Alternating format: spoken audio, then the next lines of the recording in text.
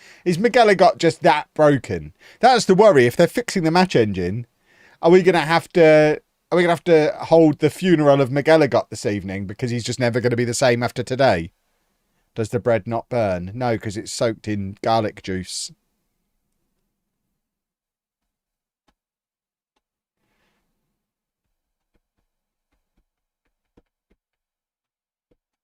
Try it. You won't be disappointed. Did I forget to make 2 trophies from Non-League Legend? It's because I've got my new trophy and I just need to build it, but I've been busy with the Pokemon stuff. I've got my Lego World Cup in the other room. I think that's what we're building on the Block Party stream tomorrow. I say we, Anna's sick, so I think I will probably be streaming on my own tomorrow, and I think I'm probably going to do the World Cup. And then I'll have my Lego World Cup sat in here, and that'll be the new trophy that I wave around for everything.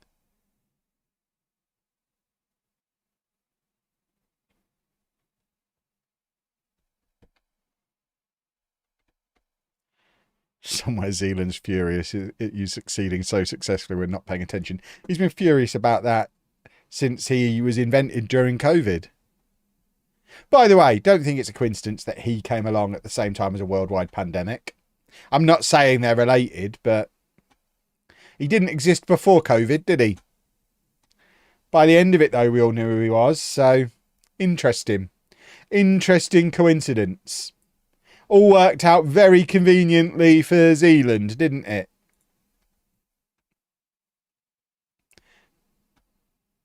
Yeah. We've all been thinking it. Finally, someone's been brave enough to say it.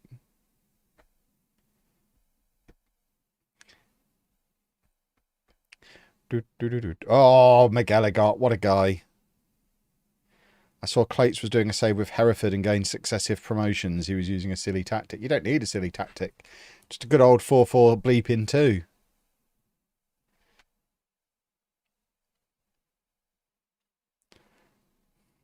You just need a big boy up front. You don't need a tactic. You just need a Miguelot. Because, I mean, we were mid-table in League One when we signed him. And we've lost maybe 3 games since he's been here. And he's scored a goal a game across 2 divisions since then. So it's not a coincidence at all that him arriving has sent us charging towards the Premier League. And if he got injured now, we wouldn't get promoted. But I'm desperate to see him in the Premier League. Just to see if I should have signed him for Wigan. How much have I wound up Topher ahead of tonight? It's not even fun anymore. What's the point? He knows they're getting relegated. I know they're getting relegated. We all know they're getting relegated. It's like kicking a baby. It sounds like it would be fun, but you actually do it and you just feel a bit sad.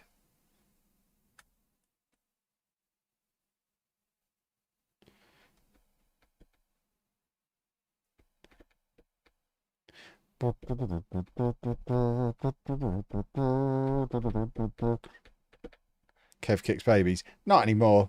I used to kick footballs at babies, one specific baby. I used to when my eldest daughter was a baby, I used to prop her up on a beanbag and kick a football at her. So as she flopped to one side or the other because she couldn't hold herself up properly, it was like she was making a save. That was a fun game. For the record, so that none of us have to go to prison. I didn't just let her flop into. There was beanbag all around her. She would slowly drift from one way to the other. She wasn't injuring herself, and it was a soft ball. It was a toy ball, and I barely put any welly behind the penalty. A full size goalkeeper probably would have saved it. We won! Hooray! Bum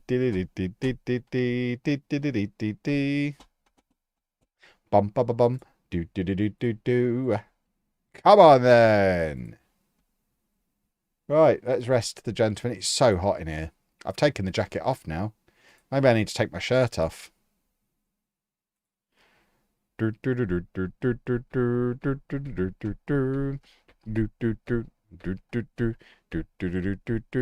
Boing. Don't get me wrong either, boys and girls. Watching Spurs not get promoted next season will be hilarious. So there is still enjoyment to be had, but at this point it's like, oh, they're already dead. We'll pick things up again next year when they finish mid-table in the Championship. Oh my word. It's going to be sensational.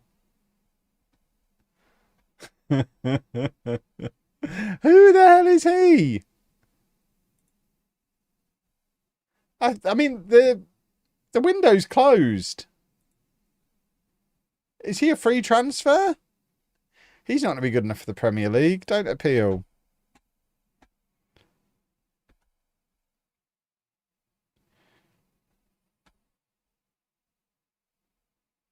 I saw a great response to the EFL announcing the expanded playoffs next season. Someone said at least Spurs have a chance. I haven't seen that. What expanded playoffs?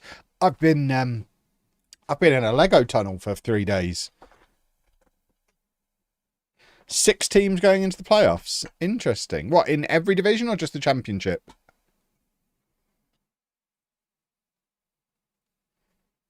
Championship only. Yeah. Getting ready for Spurs already, I see. So what, when Spurs finish, what do they have to do? Finish 9th now?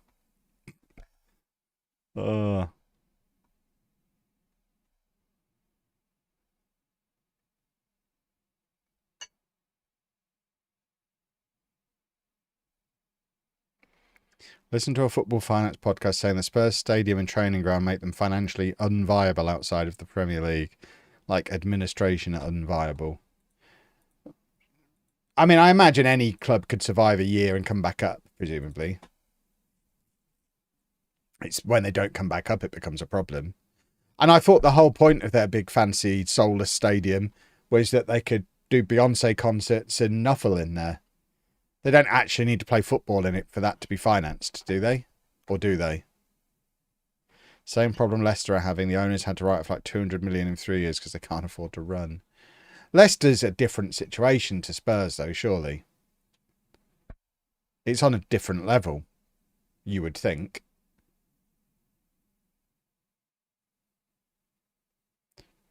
And Spurs have more saleable assets than Leicester had. Like, Spurs' best players should slot into most lower half Premier League teams. I'd take Van der Ven as 4th choice left back at Arsenal, for example.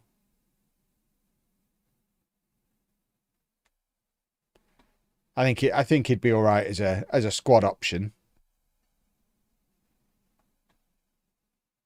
That's a goal. Football goal.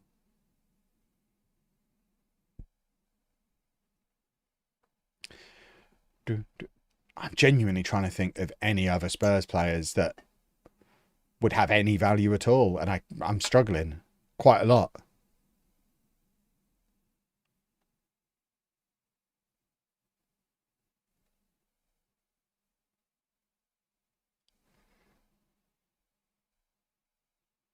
Bergval.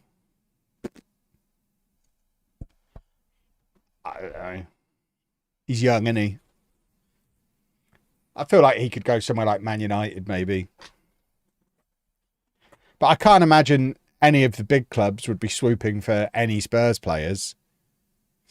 I mean, I remember Solanke being rubbish for Bournemouth in the Championship against Posh. So he's not even good enough for that level.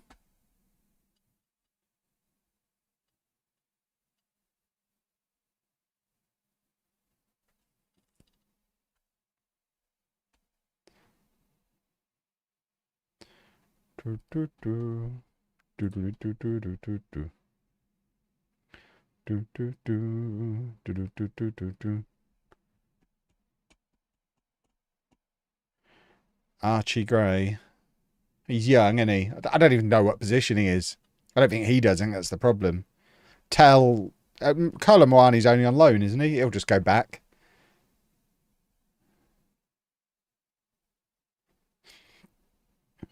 As a Liverpool fan, I'd take Van der Ven, Bergval and Kulusevski. Interesting.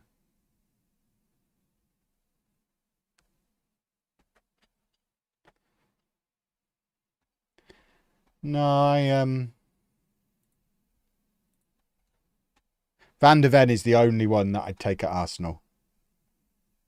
And that would be as a reserve. He wouldn't get in the team, but he's good enough as a backup.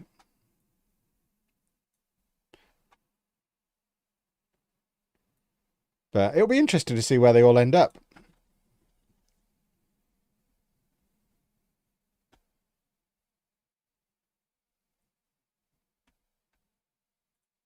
I'm looking forward to seeing how it all plays out. That's for sure.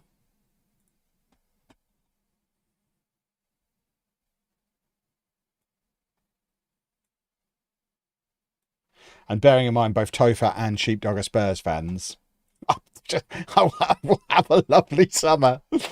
Oh my word. Oh, there's a very real danger that I'll get like banned by WhatsApp for overuse.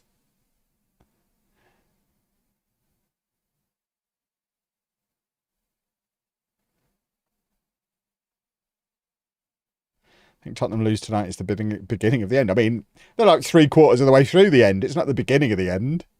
The beginning of the end was, what's his face? The Australian fella. I can't remember his name. He had left such an impression on me. He was the beginning of the end.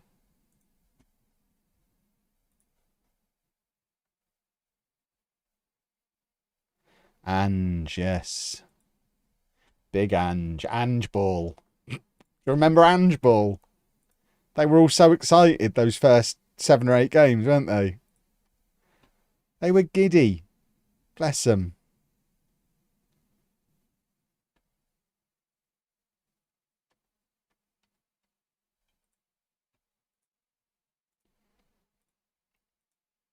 How are you enjoying this edit tonight, Topher? I know you're making dinner, so you're not watching live. I bet you're loving the edit, though, aren't you? I'm just going to drop it in on every goal.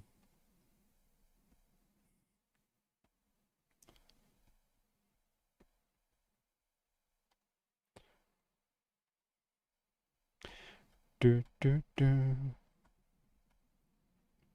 don't know how Spurs cope in the Championship. It's a very different game, and there's more games.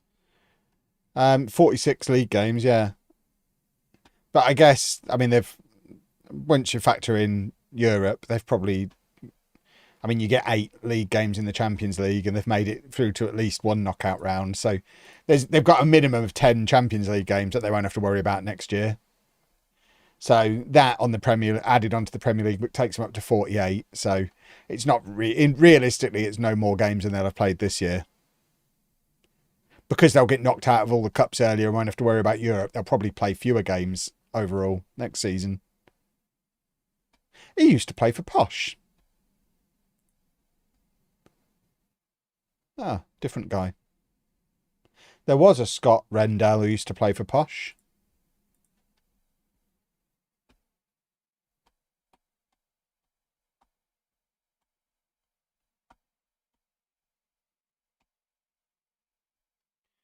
I think Van der Ven and Romero have played like 30 league games together in total in about 3 years. That's because Romero's suspended all the time because he's a maniac.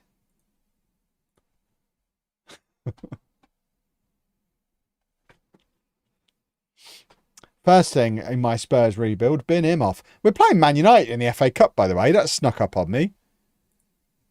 Let's see how Miguelot gets on against Manchester United. He's even better in the Championship than he was in League One. It's a spectacular career he's having.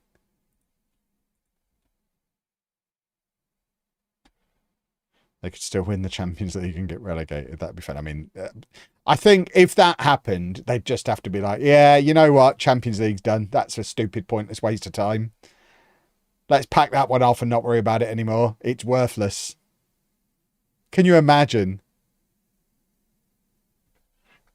I'd bin the whole team off bar Van der Ven and Bergvall. But they're two who just won't, they'd just refuse to stay. You're not going to be left with the, you're not going to be left with the better players. You lose them immediately. If they're smart, they'll have had relegation release clauses put in their contracts. If they've got relegation pay cuts written in, they should have relegation release clauses alongside them, you would think. Yeah, this will make us £1 million away to Man United in the cup, and we're £2 million in debt. So this is going to make us big money. This clears half of our debt, no matter what happens. And we're a good enough team in good enough form that we could do a ridiculous upset. Can you imagine? Just get the cross in. He's waiting for it.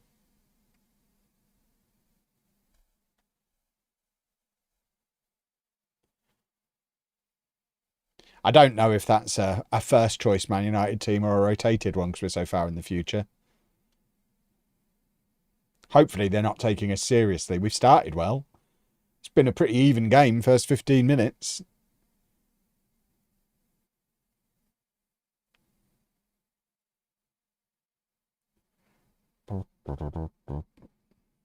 There will be an exodus of the first team when Spurs go down. And that's the other thing that will save them financially. That's how they're different to Leicester. Spurs could make £200 million off of player sales when they get relegated, whereas Leicester couldn't.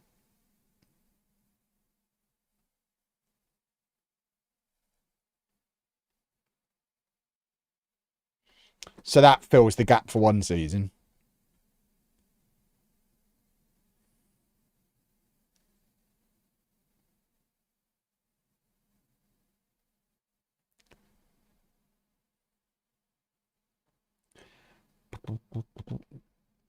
But then they're trying to get promoted with what players? I mean, you don't need to... You can build a championship promotion team with 30 million comfortably. So you sell £200 million worth, spend 30 million on the best players in the championship to come back up again. And then rebuild again when you get back in the Premier League and get the money back.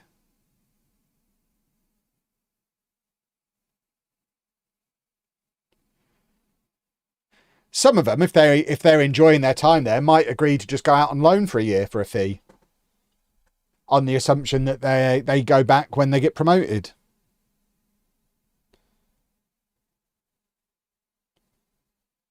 £30 million's ambitious. Well, they don't need to buy an entire squad for 30 million.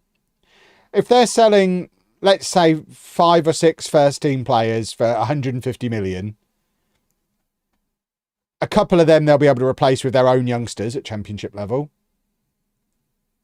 And then you just go and buy 3 or 4 for 5 to 10 million each. You still make a massive transfer profit.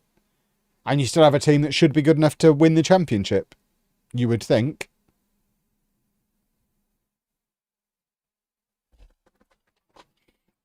It would certainly make for a fun video. We're not going to beat Manchester United.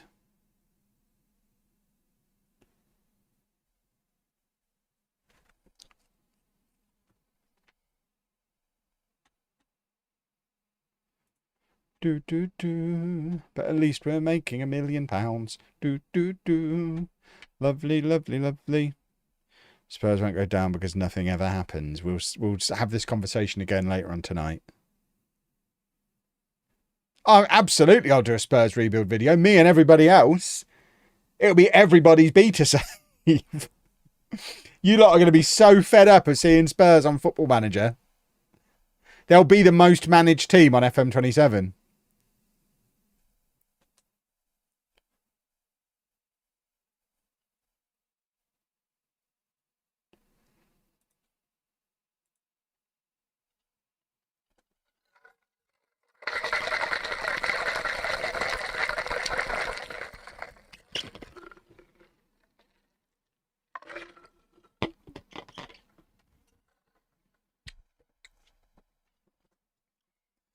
Most likely scenario is Forest winning the Conference League and getting relegated. I mean, they took points off Man City last night. They're not going down.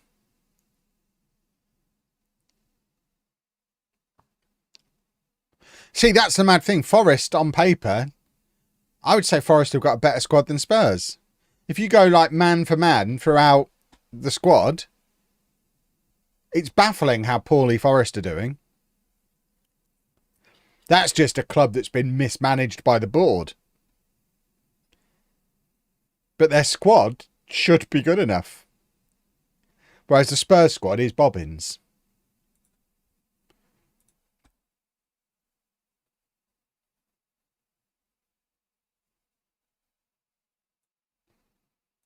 Right, it's not Johnny Day at Old Trafford, unfortunately. Maybe he's finally found a level he's not great at.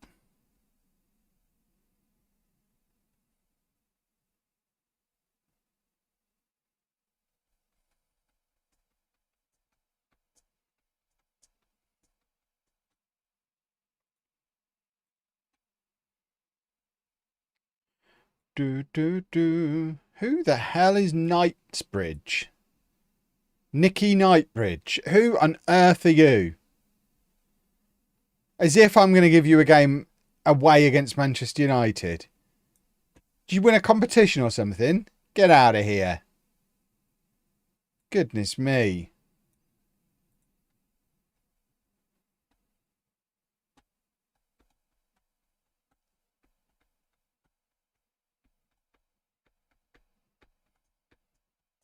Ed,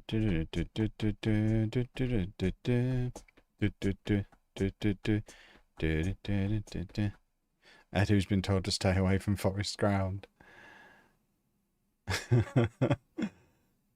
Oh my word. I mean, it is amusing. After years of baffling transfers and never being able to sell anyone for more than like a bag of footballs at Arsenal, he walks out for the bigger job there. Does quite good recruitment, but then falls out with the owners, just like all the managers have. I wonder where the problem is at Forest.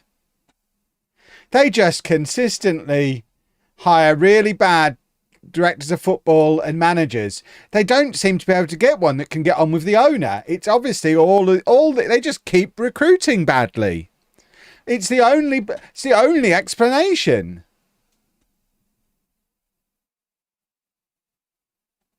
Right, money. Did that give us £1 million? £500,000. Still better than no millions, I suppose.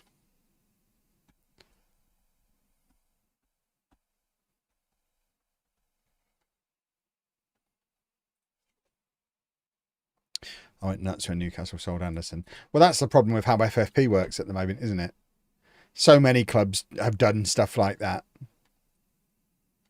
It's like the opposite of what we have in Football Manager. In Football Manager, we're all desperately trying to get those homegrown at club, homegrown in nation players because the rest of our squads are nonsense and full of wonder kids. In real life, the incentive is to bin them off because they let you fiddle the books. But it is mad.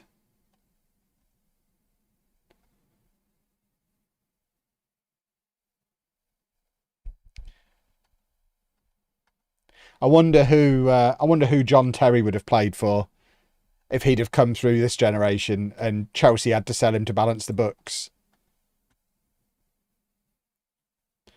Or all those youngsters who came through at Man United in the 90s.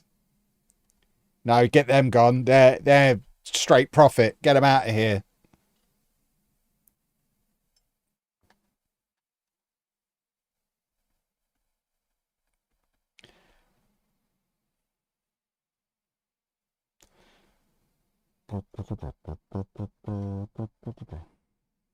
John Terry came through at Chelsea, I'm sure he did. Lampard and Joe Cole were both West Ham, weren't they? Who were around at the same time, but I think Terry was a Chelsea youngster. So they could have still had Lampard, but Terry, they'd have sold Terry.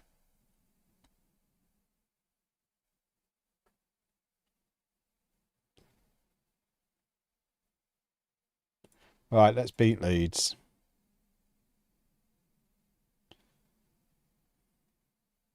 John Terry was in the West Ham youth team. But surely he was homegrown at club for for Chelsea. He was in the West Ham youth team in the same way as deluded Arsenal fans say Eze's gone home by going back to the team he left when he was like 12. It's not really, yeah. I don't think he'd be homegrown at West Ham as far as homegrown player status goes. He was very much homegrown at club at Chelsea, therefore a freebie for FFP.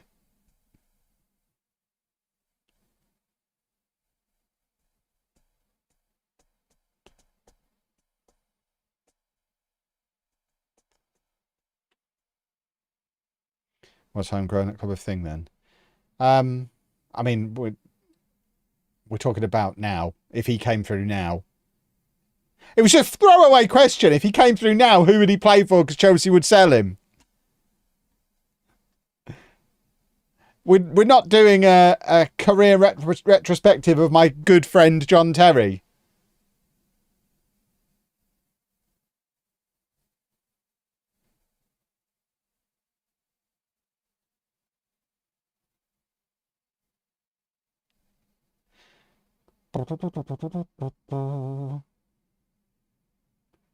Yeah, it just shows West Ham were before their time. They were selling their youngsters to fix FFP back when they brought Carrick, Lampard, Cole, Defoe all through at the same time. It's like, yeah, get them all gone.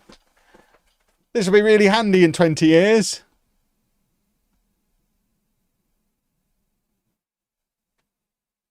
Friend, I've got there's a photo on the internet of me and my good friend John Terry when we were hanging out together.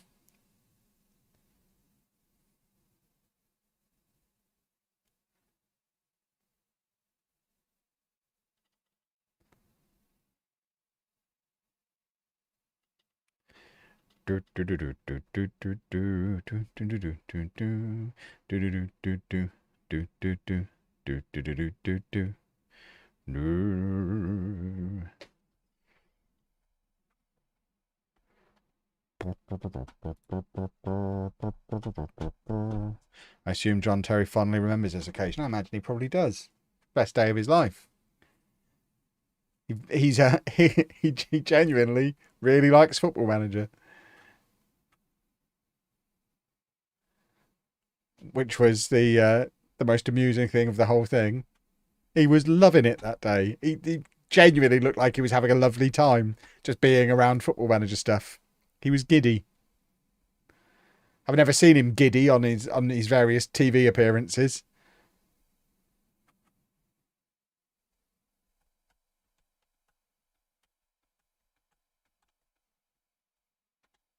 Why have we stopped scoring? Man United have broken us.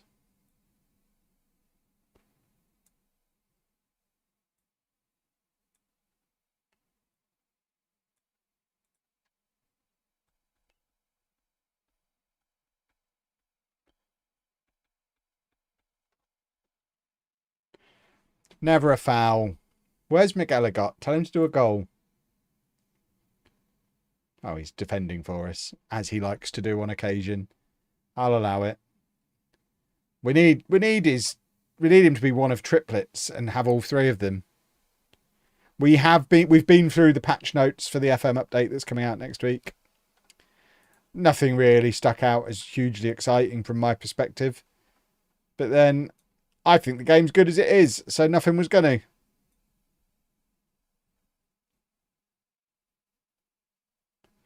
All right, let's get Johnny Day on.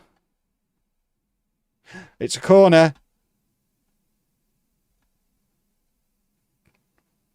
If we're going to go to the Premier League, we need to score this. 34 in 34, boys and girls. Come on then.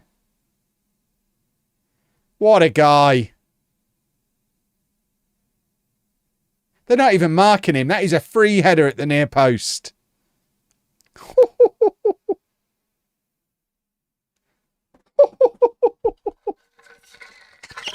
Beautiful.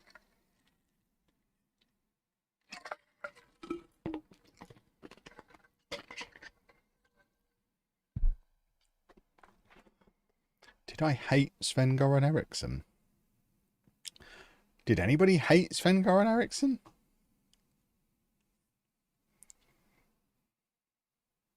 I don't think I hate anybody connected to football, really. I don't think I hate anyone.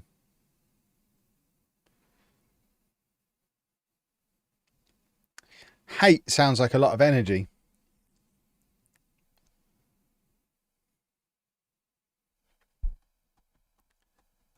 I'd rather focus my energy on positivity.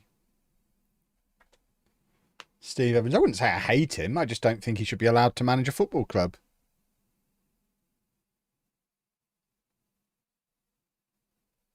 Ruin England's golden era. I don't think he did. I think club rivalries and the so-called golden generation all basically wanting to play the same position. On paper, it's like, look, there's like 7 or 8 really, really good players. Yeah, but 5 of them can't play together. They want to play in the same place. The media would have been all over him for dropping any of them. He was in a very difficult position.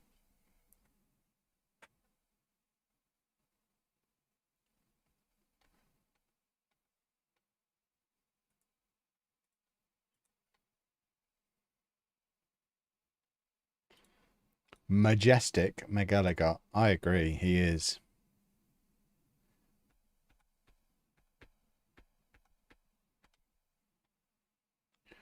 Do do do do do do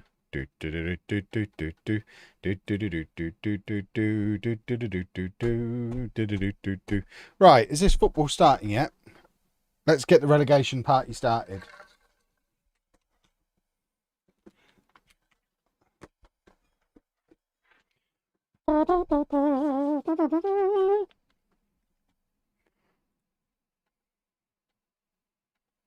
I'd be so sad if they win.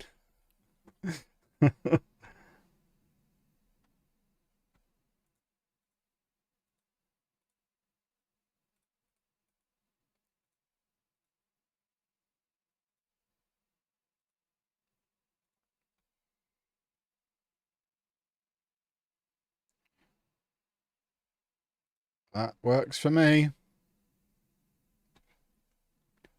Right, here we go then. Get it muted. Oh, why is it putting Game of Thrones on? I love Sky Stream. It's really good service.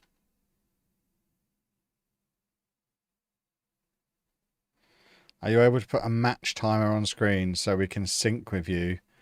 I don't know how I would do such a thing. That sounds complicated.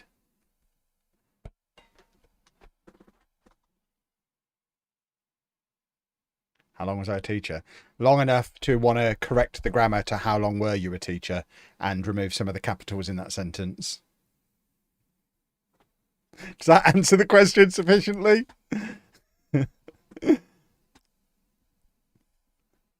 Hull have got Mr. Tickle in goal.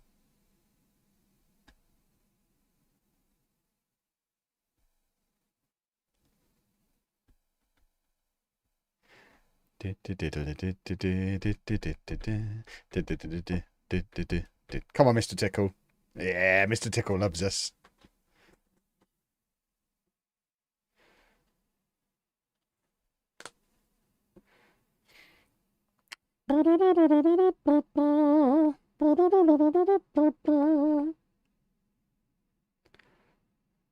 Straight at him. He loves me, that boy. He really, really loves me.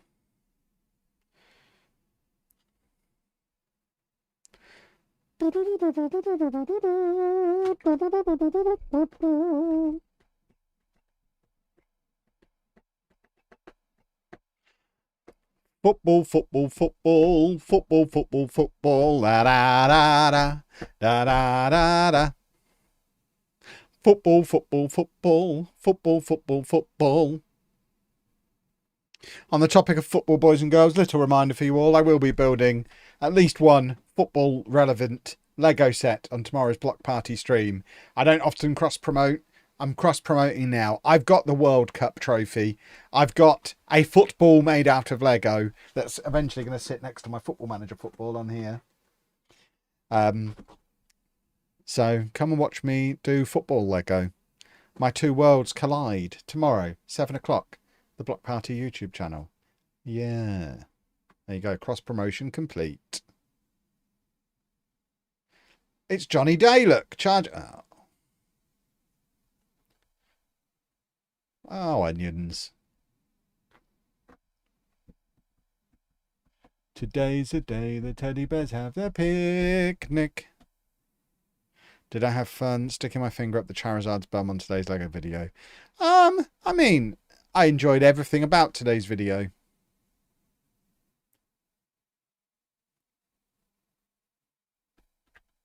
Have I ever been to an England match? I have not, no. I have very little interest in watching England at the best of times. And I'm also not a huge fan of attending football matches because I'm always end up surrounded by football fans, and they're often very unpleasant people.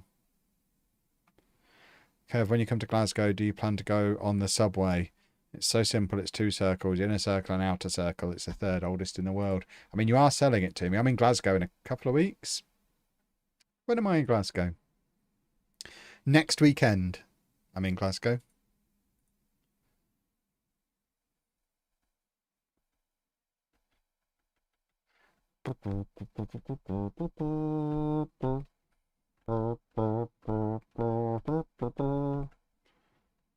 I don't even go to posh matches very often anymore. I was a season ticket holder for a long time, but since I moved away from Peterborough like 6 years ago, I've been to maybe 10 matches. The last 2 times I've seen posh live have been at Wembley. I watch every match on the telly from my McDonald's in Bourne, Massachusetts. But yeah, I don't go to matches anymore, really. I'm just much happier watching from my house, not having to do the stupidly long drive and the parking and the sitting in the cold and being surrounded by people with awful opinions. And yeah, just having a nice time. I am the definition of an armchair fan. And proud. Armchairs are great. Do I remember that Wednesday game? I don't know what you're talking about now. Feel like you're trying to get a reaction out of me. You're not going to. Oh, Johnny Day misses a penalty. Mr. Tickle doesn't love me after all. I don't remember who Posh played at the weekend or what the score was. I don't remember any football matches. This is a risky thing to say in a stream where I'm streaming to lots of football fans. It genuinely doesn't matter that much to me. So I don't live my week around it and memorize it and reminisce about it and think about it when it's not happening. It's just one of my many interests.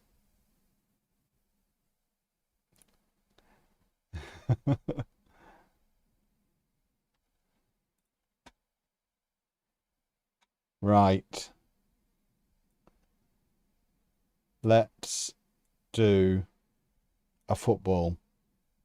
How many more subs have we got? I think we've still got one more. Have we got one more? We've got one more. Burn needs game time so he can take over from McNally next season.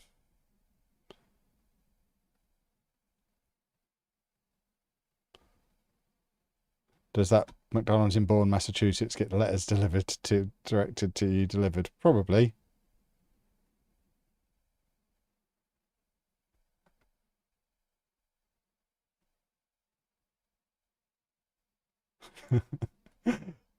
Carrie, in the nicest possible way, get a life.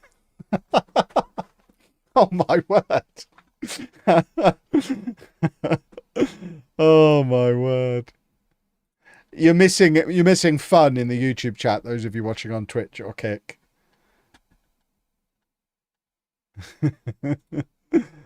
Oh my word. Right. We're still winning. Hooray!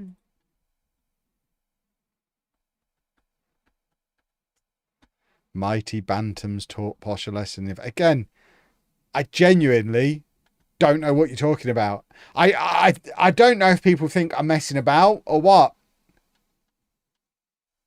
I don't know who or what a bantam is, and I don't remember Posh matches from a few weeks ago.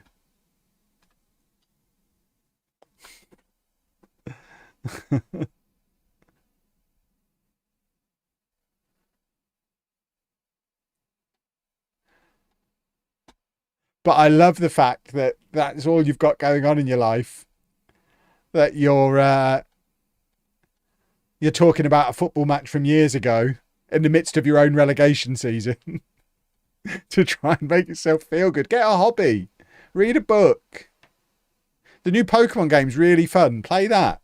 That'll give you that sense of satisfaction and achievement that you're not getting out of Sheffield Wednesday.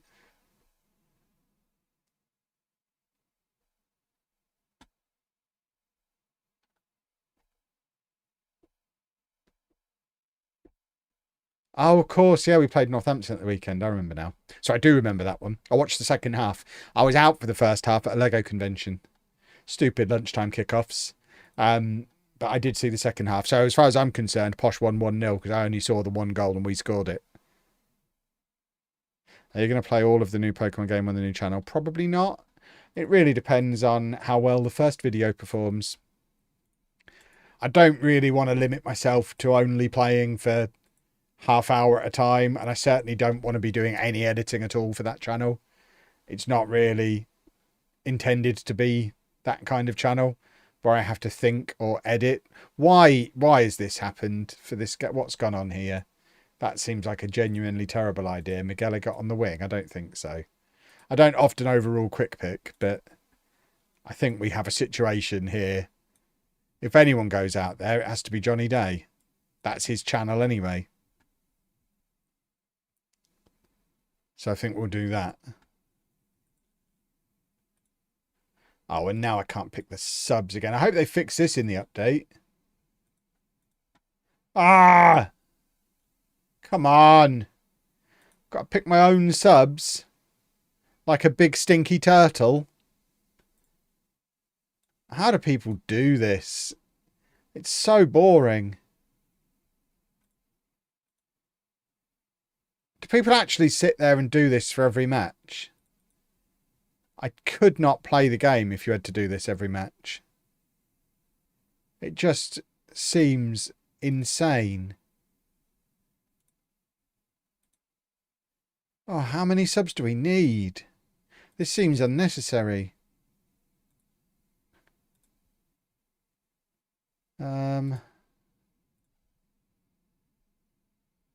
We got anyone else here? We haven't got anyone else. So that'll do.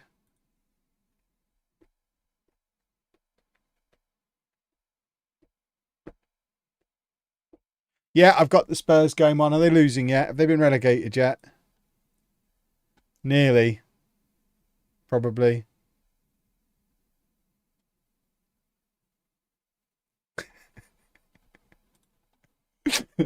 Poison cats. This little nerd on YouTube. He's now scrolling through his little book of Sheffield Wednesday wins, trying to find any time they've beaten Posh, and he's not adding any context other than typing the score from matches that happened in the distant past. Can you imagine spending your evening doing that? Oh my word. It's I feel a bit sorry for him. Oh, bless his cotton socks.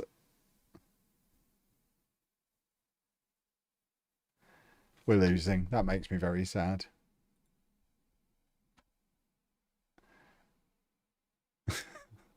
They haven't won a game for quite a long time, to be fair.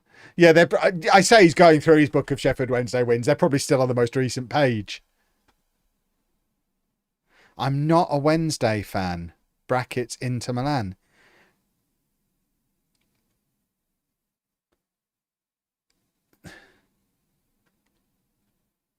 Then what are you doing?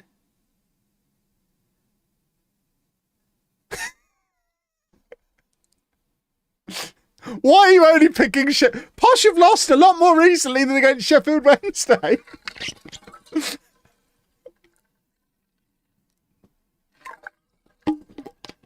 I don't understand. We've lost so many matches this season.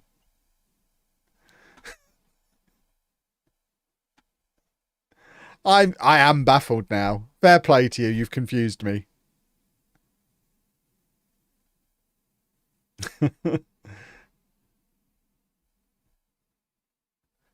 Maybe he's working backwards alphabetically through teams that have beaten us.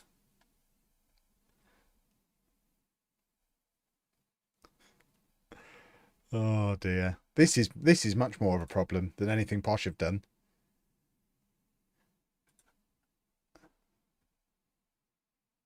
Sounds like a very committed hate watcher, and they pay my bills, so I'm completely on board with that.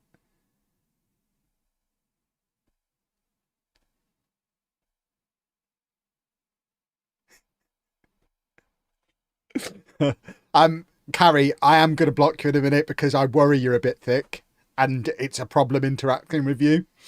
Because his latest thing is, remember that game in May 2023? Have you been listening? No, of course I don't. You know what? I'm just gonna block him now because I'm gonna end up saying something offensive to him because he's just not very bright. There you go. He's gone. He's the one who asked me how long I was a teacher for, and I think he got upset. But he clearly doesn't have any English comprehension. Watch out for him on kick. Oh, I hope he comes to kick. That'd be amazing. I get paid for the interaction on kick. I'd much rather it happens there. The more comments I get on kick, the more money I make. So, yeah, get over the kick. Certainly no one's getting blocked there.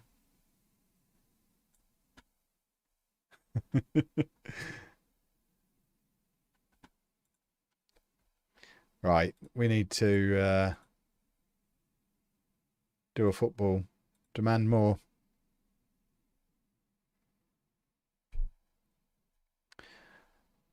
The thing is, because I'm fairly confident he's listening with the sound off, because that's the only explanation for him still asking if I'm remembering matches. He probably won't realise he's been blocked, because on YouTube you don't get told and it doesn't stop you posting. All it does is hides you from everybody else, including me. So he'll just be sat there typing to himself forevermore now. No one will see it and he'll wonder why he's not getting a rise out of me. But from his end, it won't look like anything has changed.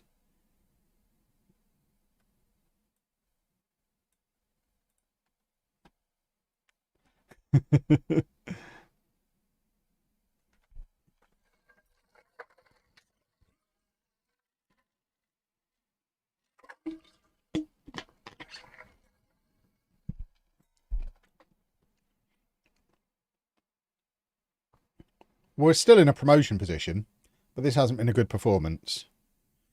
You think that's a good way to manage blocking? Oh, no, I think it's really good. I think it's much better. Everyone should do it that way. It's the same way YouTube comments work. I think it's a much better system because people don't know they've been blocked, which then stops them going out and registering a load of new accounts. Because from their point of view, they're still posting their comments and their chats. They're just being ignored. They don't realise why, so they don't go and register a new account. Whereas on Twitch, people just keep registering new accounts, don't they?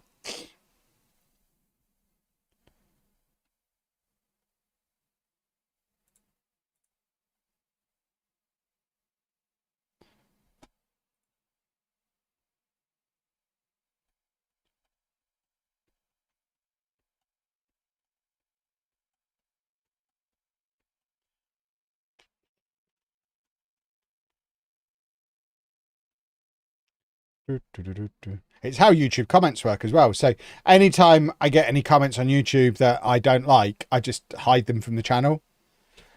So they don't know anything has happened.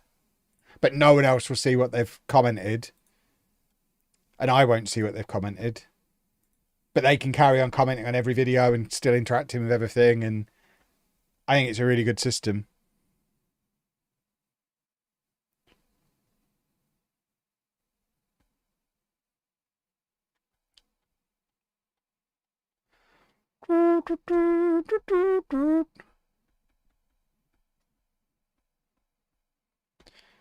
Ba ba ba ba ba. Ba ba ba ba ba ba ba ba. Topher said he'd be back at half time if he can face it. He won't be able to face it. They'll be losing 11-0 by then.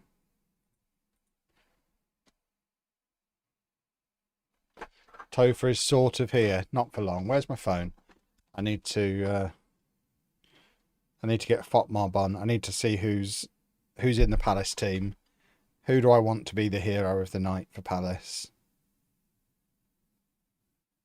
There's nobody who would be particularly funny, is there? Which is a bit of a shame. Ah, Johnson's on the bench. That would be funny. Okay. Brennan Johnson off the bench then. Yeah, that works. So we just have to bide our time and wait for that. That would be sensational.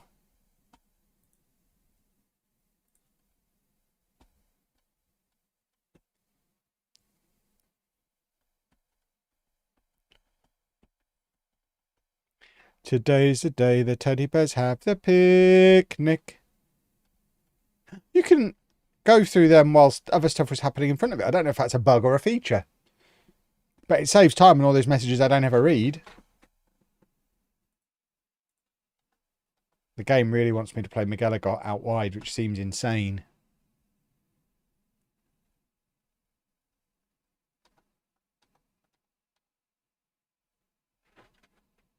Tottenham will sign Dele Alli and he'll save them. What, in the Championship? That'd be really interesting. I wonder if they would. What a story that would be. If he went back to them in the Championship, reignited his career and stayed in the team back in the Premier League, and he was just back after however many years it's been. That would be bonkers.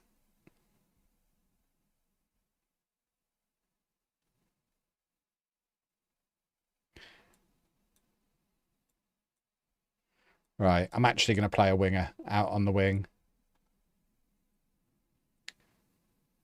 How long is he out for? Just another week. That's fine.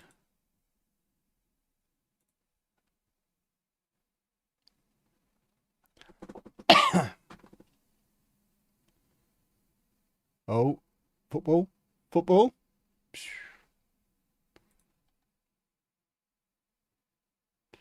Topher's having egg and chips. Topher, it's Thursday. You can't have egg and chips on Thursday. What about your enchiladas?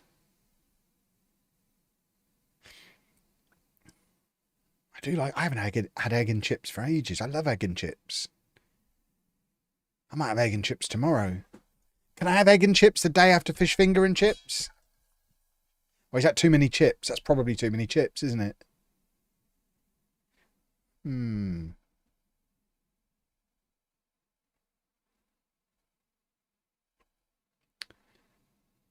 on, you Wallies, do a football. You could have egg and croquettes. Anna doesn't like croquettes. That's a big problem in our house. She's not a fan of croquettes.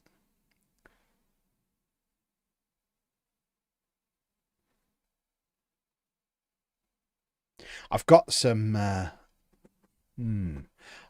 gammon steaks in the freezer as well. I could have gammon, egg and chips. Anna hates gammon, but we've got a load of it at Costco. So if I give Anna egg and chips and I can have a gammon steak with mine.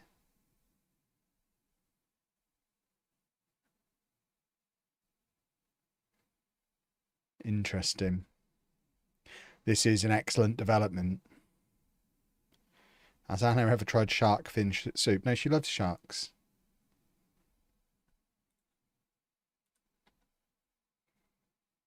Spurs go to the Championship. Who becomes their big rival? West Ham might go down with them. I'm not putting pineapple on anything savoury or anything at all, really. I don't like pineapple. Gammon's too salty. That's what Anna says. Which I guess is the theory behind the pineapple on it, to cut through the salt. But I just like it with an egg. No, I do like gammon as long as the fat is crispy, a little bit crispy. You have to sort of overcook it a bit. It's good stuff. It's just fat bacon, isn't it? What's not to like?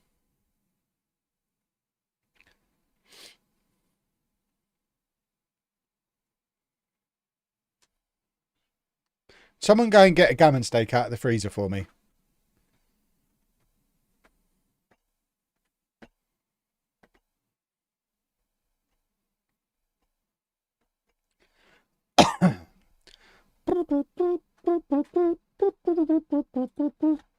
We are bottling this, boys and girls. Because we haven't got a backup winger.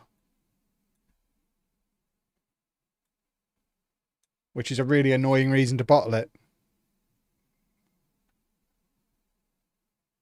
Declan Frith coming on to be the saviour, hopefully.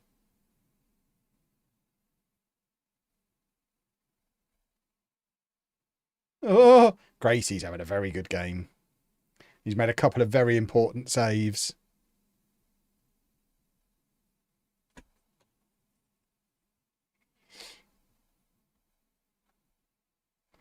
Bop, bop, bop, bop, bop, bop.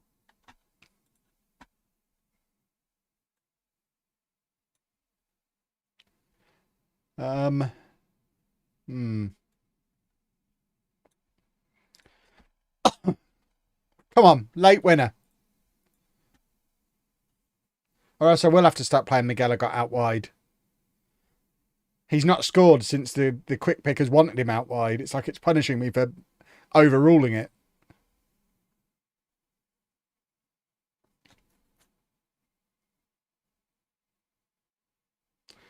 But he's 6'6" and dominant in the air. Why would I play him wide? I'm going to play him wide in the next match if the game tells me to. We've not scored a goal since I've been overruling quick pick. Burnell asks to discuss future.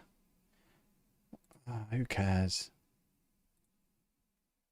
I do appreciate the apology. I mean, it was completely disingenuous. I don't care about you at all.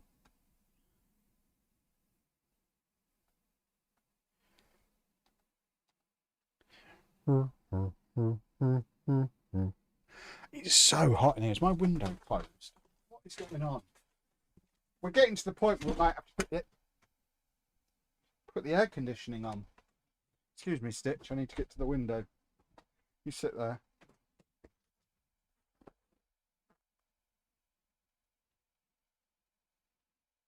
It's open.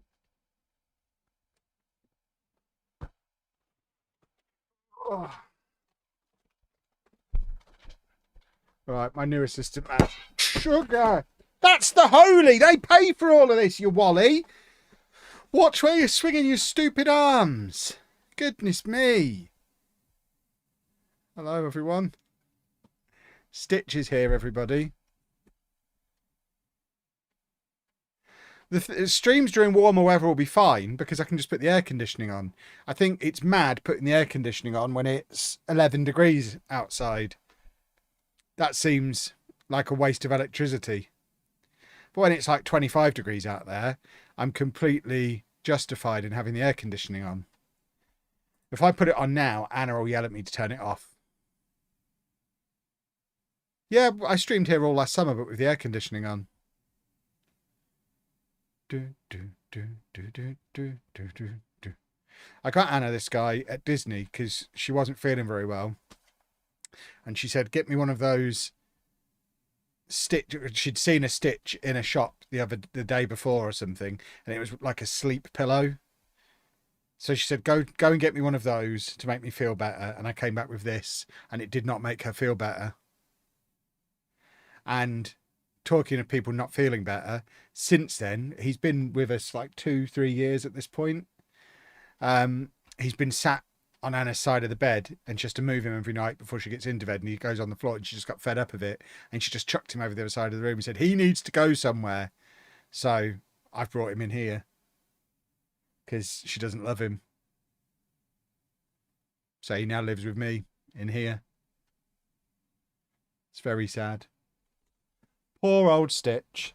But I have got him a chair. So he's got a little chair here that he sits on. So we'll pop him on his chair here. Sit up properly. He tries to fall off it. That's the problem. He's all arms and legs. Yeah, he's just... Stitch! Do I have to strap you to it somehow?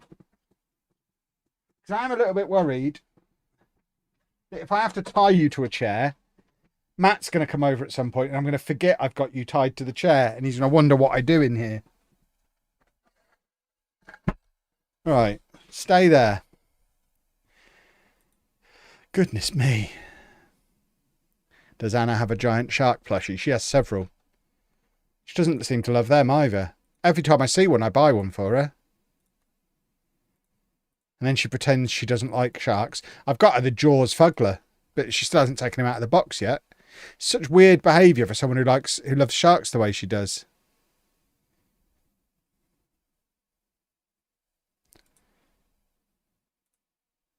Oh no, Stitch is not for sale. He lives in here with me now.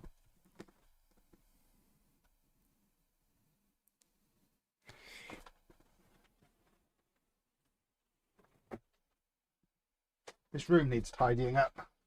My jacket has got stuck under my chair.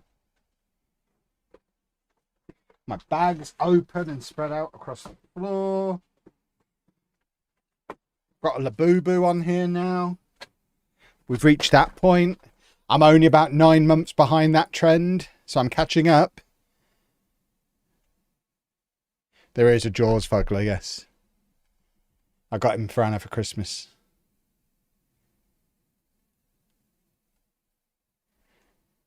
Right, Miguelot's back up front. He never left being up front, but Dior's back in on the right-hand side.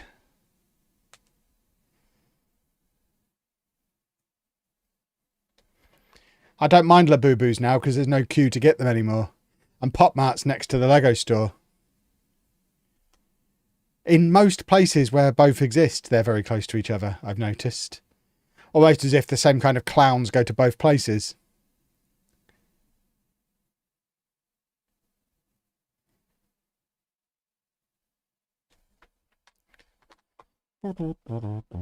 And they're also often quite near the Apple store. I don't see the relation between those three brands, personally. And now we're losing in the Lelujo Derby. And Blackburn are just behind us in the league as well. So this is a huge problem if we lose this one.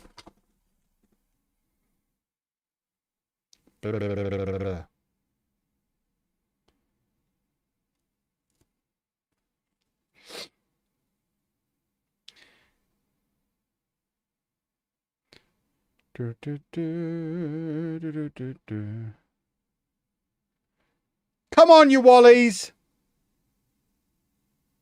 Oh, not Tyjon. He's one of my boys. Oh, dear.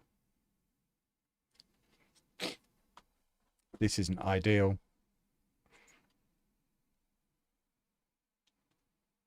I am melting in here. Oh, I hope I'm not sick. I don't feel sick, but Anna's sick. That's why she's not going to be streaming tomorrow. Is it warm? I need someone to tell me if it's warm in here. I think it's warm in here. Oh, how has that not got a toe on it? Goodness me. Your Wallies. It's 5 degrees in Glasgow. I should head up there now. I do forget how cold it gets up in Scotland. I remember when we went to Edinburgh a few years ago, and it was, we had like a week in Rome, and then we came back and went straight to Edinburgh, and it was like March. And the contrast between walking around Rome in shorts and t-shirt to we only took jumpers and coats to Edinburgh and had to buy hoodies to wear in between the 2 layers from Primark on the first morning because it was so cold. My watch only tells me the temperature outside. It can't tell me the temperature in the room.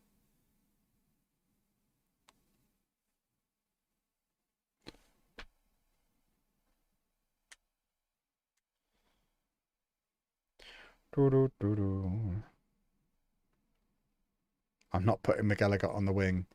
He's the top scorer in the league. He can play at centre forward and like it. Leaving people in the freezing cold rain at the stadium while you were in your nice warm car. It wasn't raining, I don't think. And I'm not letting strangers in my car. Get a better watch. I have literally the best watch that exists.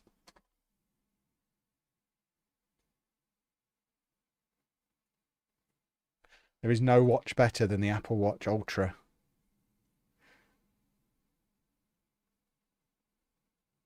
No other watch has ever saved my life. It's not even Johnny Day. Hideous, this half of football has been. Utterly hideous. It's ever since I had to pick my own bench. That's ruined everything.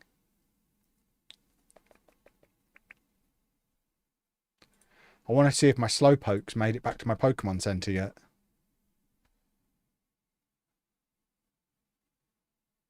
We've been averaging 20 degrees for the last week or so where I am in France. I need to get to France. Then I could have the air conditioning on. I'm in that in-between stage.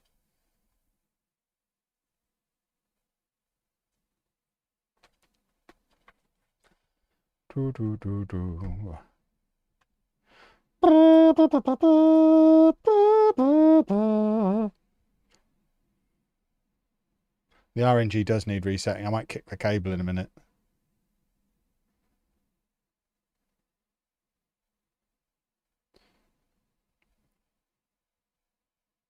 Shoot! Oh, he did.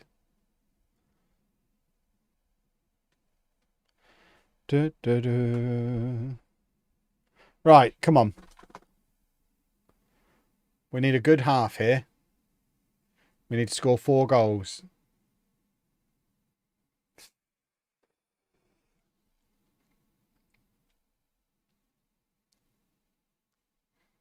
The wheels have come off. The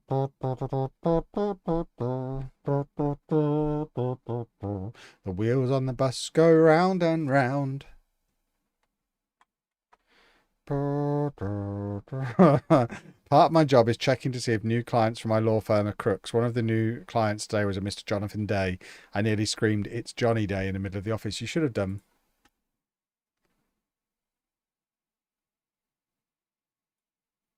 Every day is Johnny Day. Apart from today.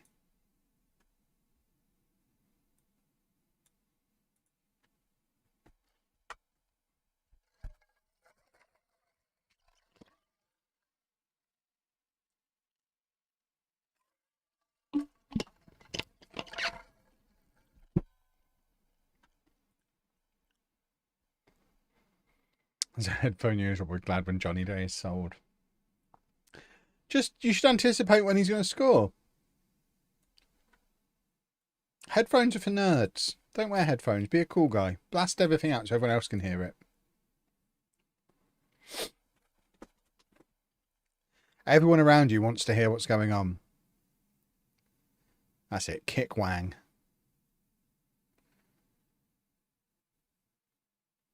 It's just a bunch of Blackburn players I sold trying to get revenge on me. That's the problem. Oh, dear me. Oh, dear me.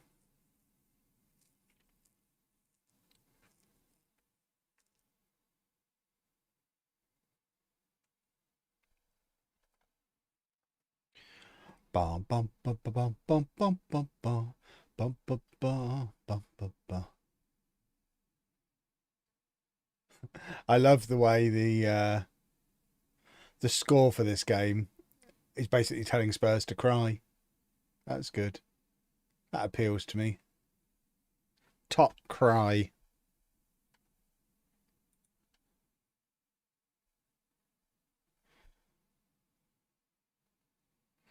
See, a lot of critics suggest this version is far, far too easy. Do I agree? I don't think it's any easier than any other version of Football Manager. I'm desperate to know who the critics are, though. who are these critics? Football Manager critics. I'm intrigued.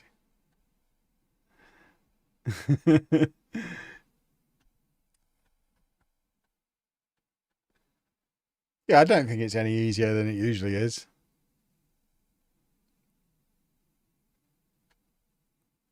The issue probably is that the route to success isn't any different to what it's been in previous versions of the game. So if you knew how to win on everything from FM 18 onwards, you still know how to win on FM 26. But I think for a new player coming to the game, I don't think it's any easier or harder than any other version has ever been. And realistically, have Palace scored? Why aren't they celebrating? The ball's in the goal. Are they celebrating? They are celebrating. Football! Oh, what a time to be alive!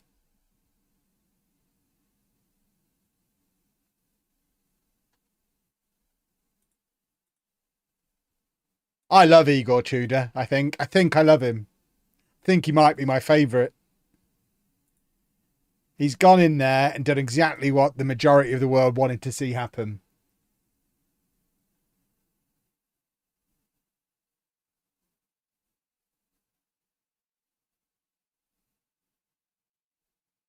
Who's the number 23 for Spurs?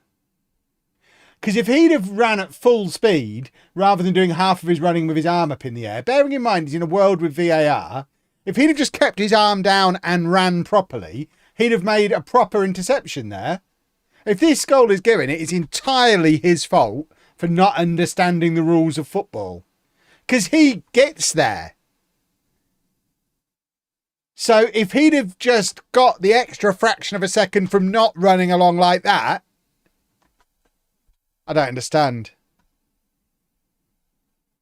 That's just so naive from a modern footballer. Pedro Porro, is it? Kind of unforgivable. There's no reason to do that in the modern game. What's he achieving with his arm up in the air? If the goal goes in, VAR are going to base it on whether it was offside or not, and his arm being up in the air makes no difference. You don't need to appeal anymore. So weird.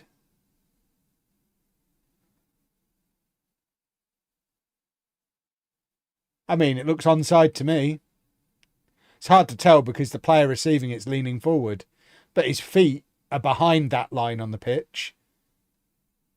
But it's hard to tell where the top half of his body is in relation to the ball. I'd call that onside. But it's hard to tell how far he's leaning because he's obviously leaning quite a long way. His knee and his forehead in relation to the ball, I don't know.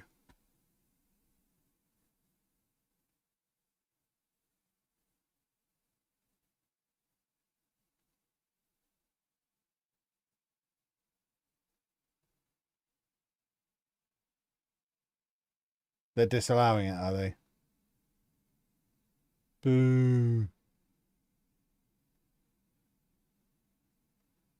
Biggest cheer Spurs will have all night. His forehead. Oh, wow, it was his forehead. I said his forehead might be off. I should be the VAR guy. Ah, and his fingers.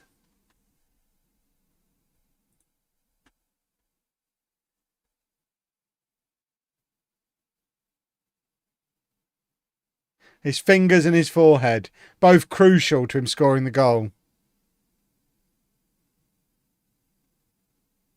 Meanwhile, we're losing again.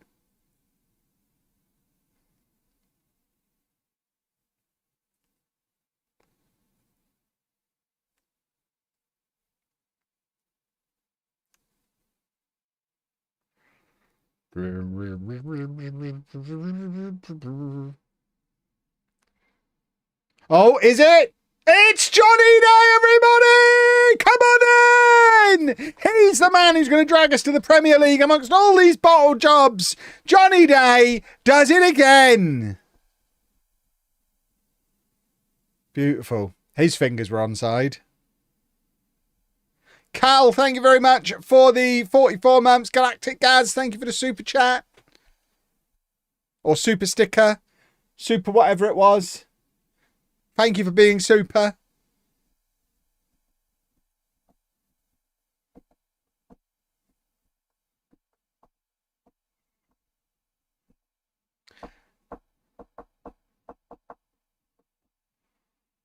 The wheels on the bus go round and round.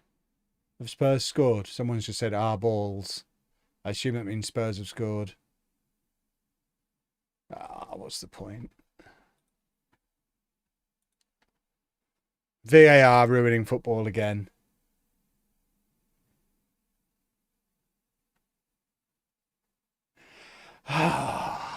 It's just no fun anymore, is there? Just no fun. How to ruin a really nice game week.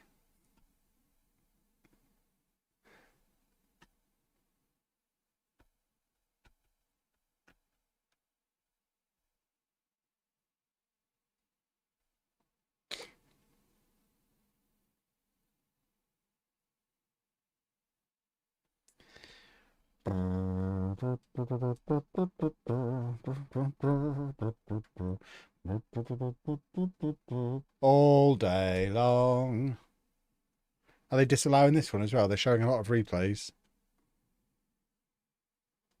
Do you think this is the worst Premier League season this year? No, I'm having a very fun season. I think, as one of my boys said himself, the problem with the Premier League is the opposite of what people say when it's the worst Premier League season. It's that there's so much money in the Premier League. The quality in general is so high now that there's strength all the way down. So you don't have teams dominating anymore. And you can have Man City dropping points against Forest and Liverpool dropping points against Wolves and Arsenal dropping points against Wolves because everybody's good. So it's probably the best the Premier League has ever been in terms of quality. But it means you don't have that free-flowing, open, exciting football because of it. It's too competitive. Virgil van Dijk said it himself the other night.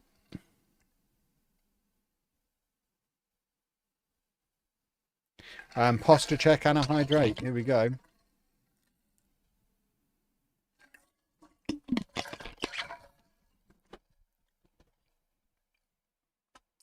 But you can see by how the English teams dominated the Champions League group stage that the quality is higher than it's ever been. Spurs qualified in the top 8 and are going to get relegated. The Premier League itself is quality-wise better than it's ever been.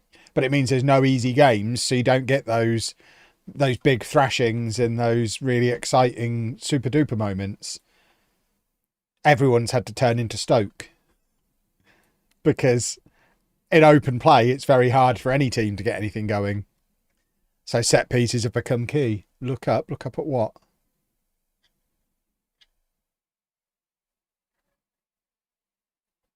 Top 6 are awful, bottom 10 just have TV money. I mean, the top 6 aren't awful though, are they? I refer you back again to the Champions League table. The top 6 in the Premier League are 6 of the top 8 in Europe. Spurs have had a player sent off and given away a penalty, have they? Lovely stuff.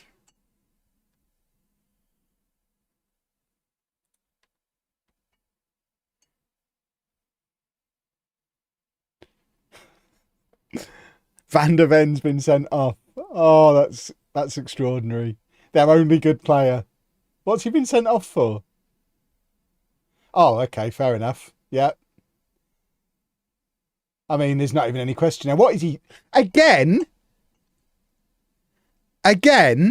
What on earth was he doing there? What positive outcome was he hoping to achieve with that? That's just idiotic. And that's their captain, boys and girls. Wow.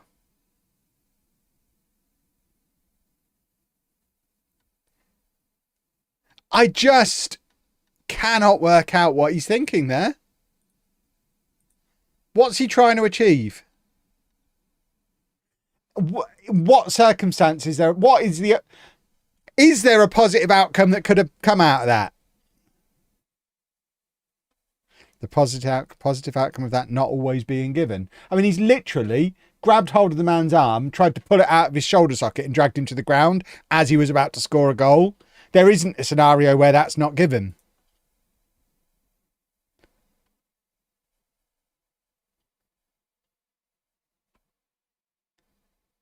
He was hoping for a yellow card, but it's still a penalty. So what's the point? Why even risk the why take the yellow card to give away a penalty? Baffling.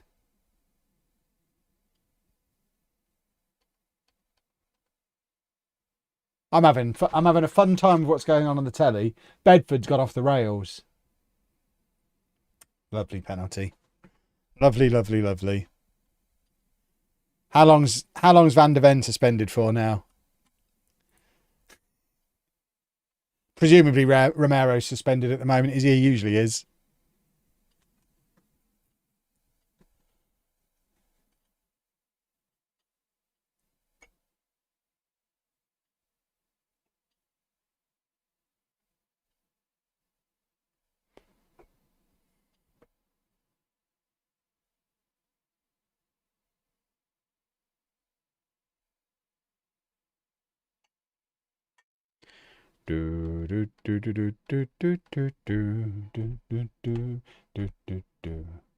So it's all being set up for my Brennan Johnson winner.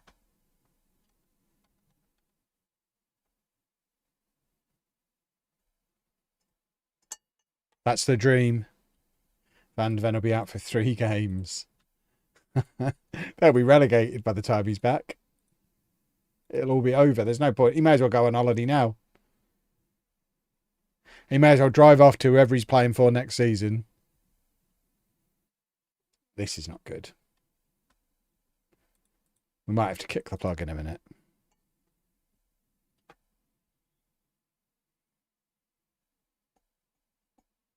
It's a 1-match ban, not 3. It's less fun.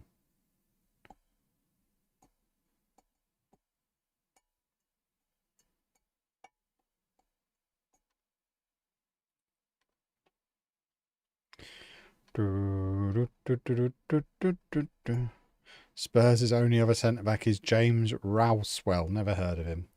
Although, again, that seems completely self-inflicted by Spurs, because didn't they have to play Archie Gray at centre-back for like half of last season because they had no centre-backs? So they've had 2 transfer windows to sign some centre-backs. So you can't have sympathy for them for running out of centre-backs when it's been a known issue for 2 years. Buy a centre-back.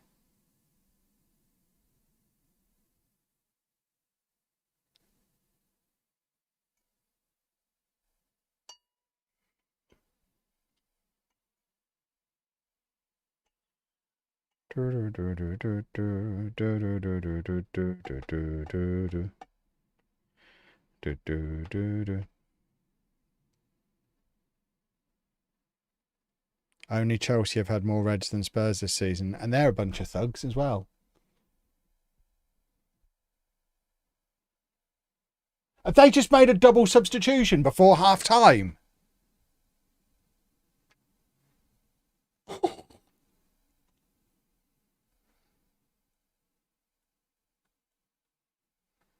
Arsenal win this league, I think they'll be the poorest Premier League winners. Yeah, that's the narrative a lot of people are trying to push, even though it's more competitive than it's ever been.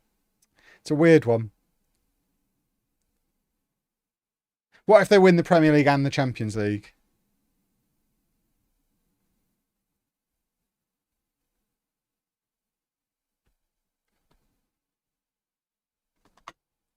Logan, thank you very much for the sub.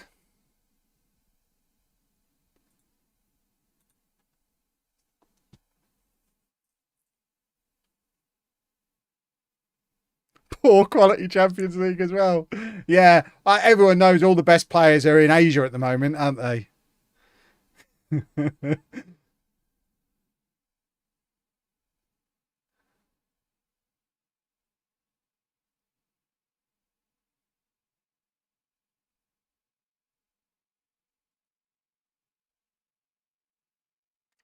Yeah, City could still win the Premier League. It is close. If City win, is it the worst Premier League ever? Or is it only if Arsenal win? I'm intrigued. Oh, it's only if Arsenal win, it's the worst. Okay, that makes sense.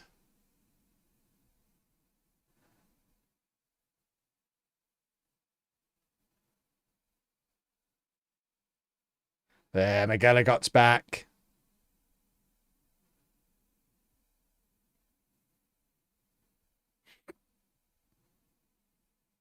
Just think Spurs could make history if they win the Champions League and go down. That would be hilarious, but I just think it would be. I think I would be satisfied if Arsenal won the league and Champions League double in the same year Spurs got relegated. I think that would be. Is humorous the right word? It might be. It might be the right word.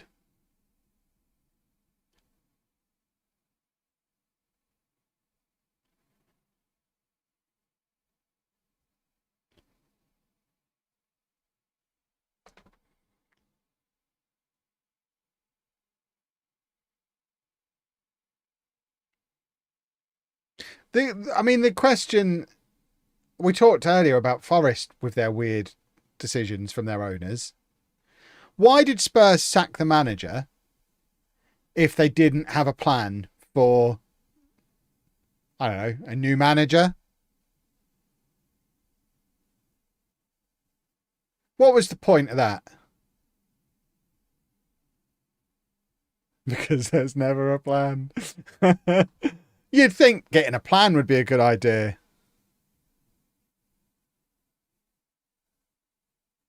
Oh, that's a good goal.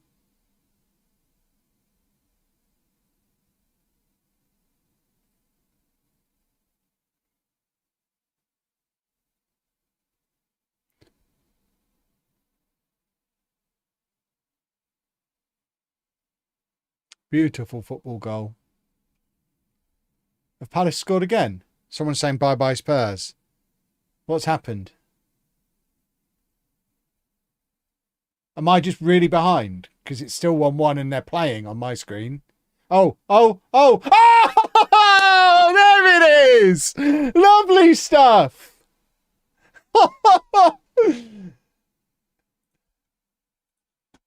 Beautiful.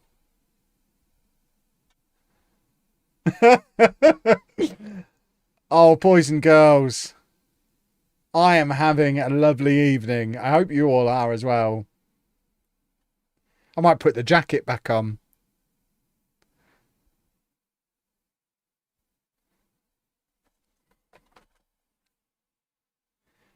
So Spursy. Utterly self-inflicted again. Yeah, get VAR looking at it. See if VAR can explain how it's gone between the goalkeeper's legs like that.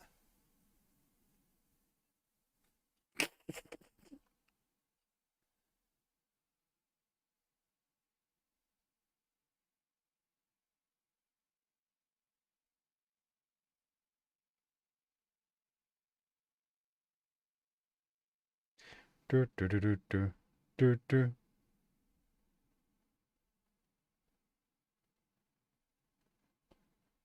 Football. There you go.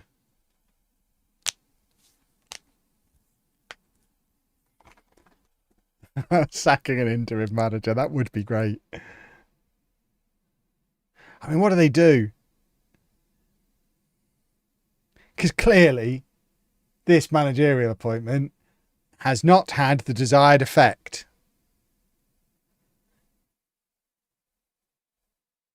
I wonder how much they're paying him.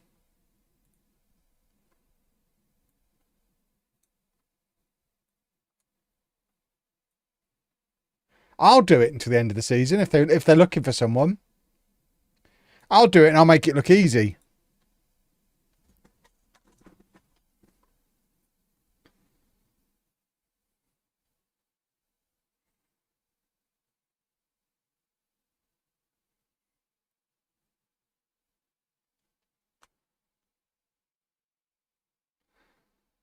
When was the last time Spurs were in the Championship? I mean, not since it's been called the Championship. No. I mean, years and years and years and years and years.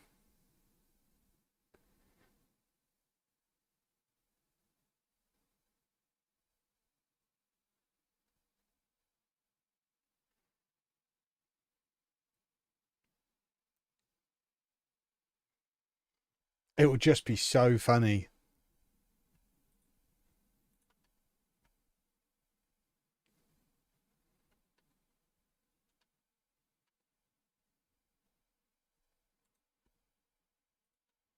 Topher, the plus side of all this is, like the rest of us lower league fans, you'll be able to pick a Premier League team to follow as well. And you might enjoy some winning then.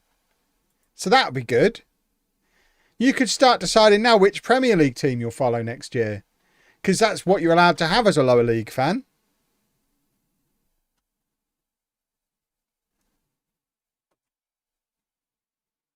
There's lots of good choices for you.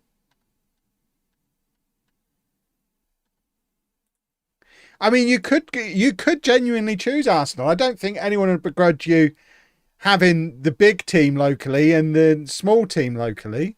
If there's never any chance of them playing each other in a competitive match, like I want to see Peterborough Sports do well as a Peterborough United fan because they're just like the local little team. It doesn't do any harm to see them do well.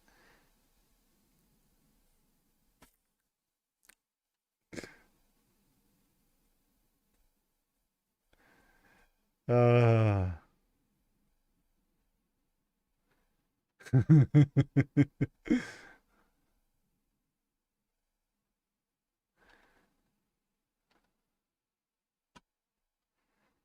Ange must be laughing his backside off. Ange wouldn't have gotten relegated, would he?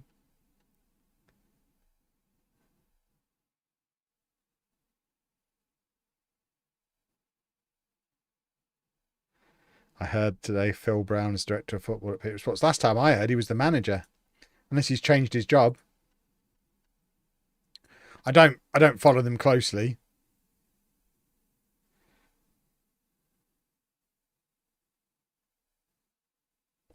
Watch my screen. Which screen? My football screen or my game screen? Are you telling me Palace are going to score again? Oh, there's people laughing. I think Palace are scoring again before half time. I'm in 51 minutes and 10 seconds at the moment. So they've got a couple of minutes before half time. They're currently knocking the ball around at the back. I'm tempted to put the sound on.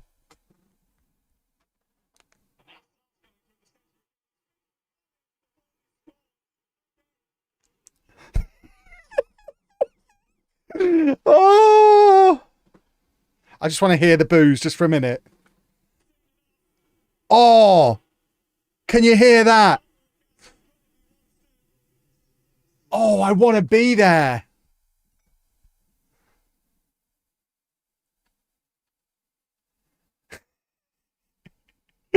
Oh.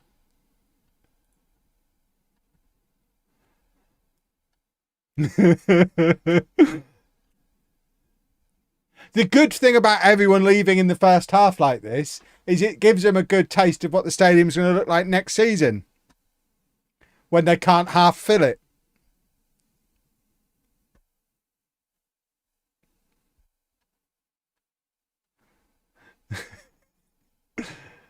Oh, I just want indulge me for a moment. Oh, I might have to put some headphones on. I've just bought a pair of sleep earphones. I might see if I can get just the crowd noise as my falling asleep music.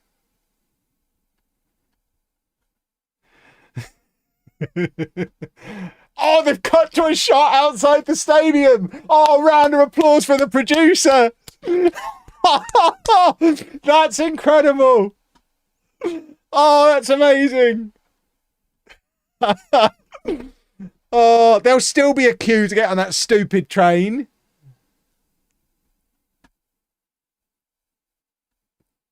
Oh, I'm not looking at next gen this season. We're not big enough to sign anyone from it.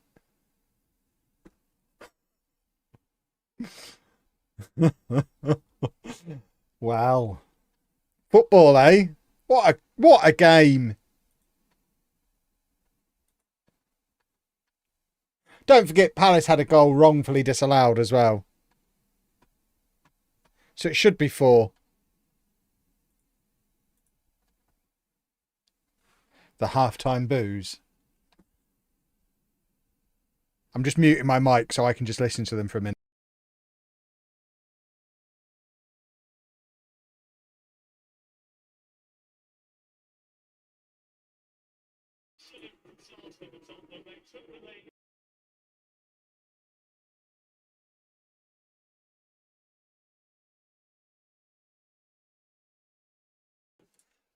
That was delicious.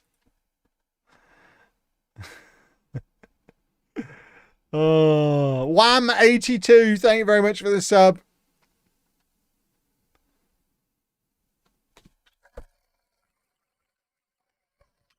Oh yeah, they've got another outside shot up there. The irony of them all walking past the winner's sign. Half time.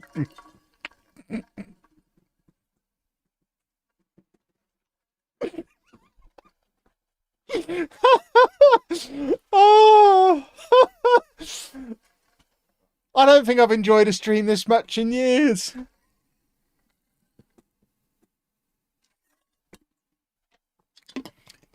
I'm so glad we're able to share this experience with each other.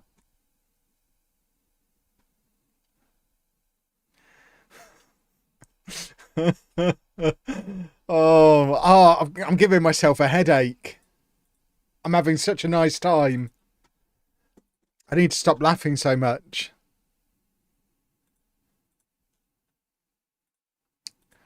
I hope Topher gets this video out tomorrow morning.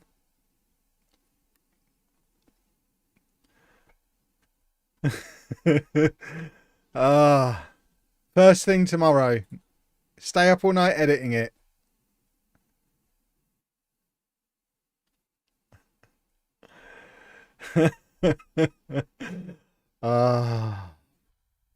Right, stay calm. We've got a promotion of our own to work with.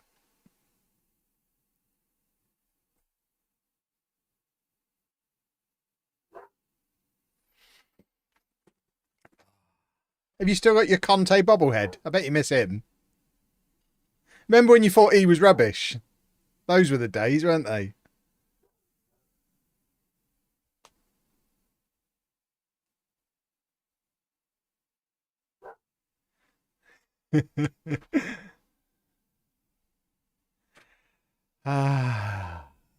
Oh, what a lovely time.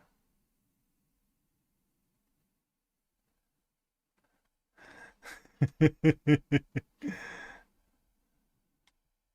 don't know why it's so funny. I'm not a football fan, just glad you're enjoying yourself. I am having a good time.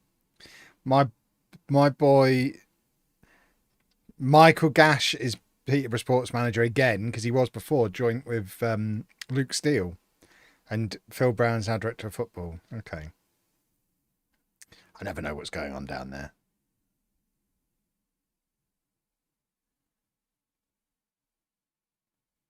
Oh, if Spurs come back from here, I'm not streaming next week. I'll be so sad.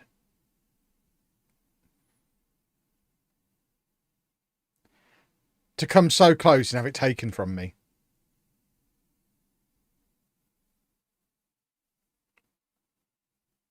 Oh. Miguelot got not able to score a football goal when we needed him to.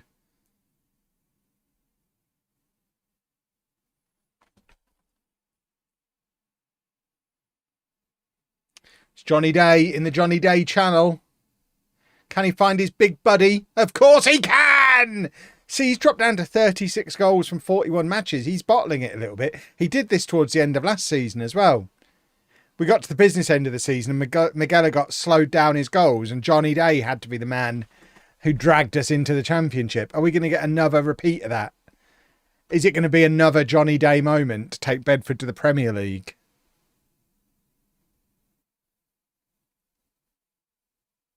Because that would be very pleasant.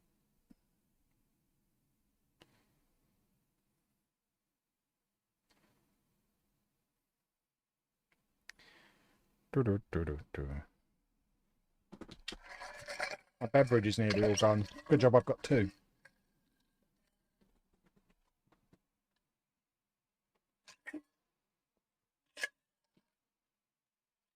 Right. Strawberry and whatever it was, strawberry and kiwi is all gone. But I do still have a flask of this is the lemon iced tea. Lemon black tea, I think. Honey and lemon black tea, I think it is. The flask is so good. I made this morning.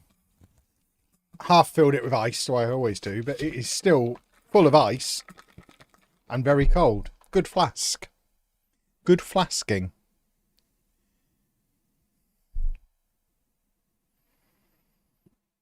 Oh.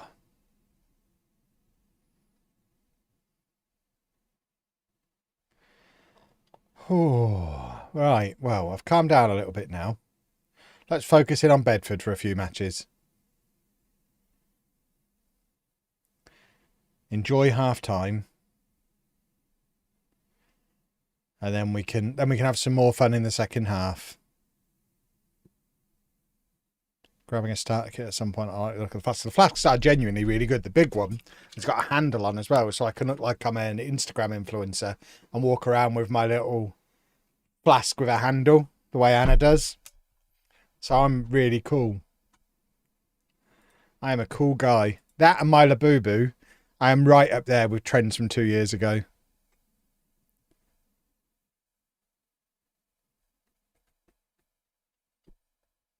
I've been laughing so much I had to use my inhaler.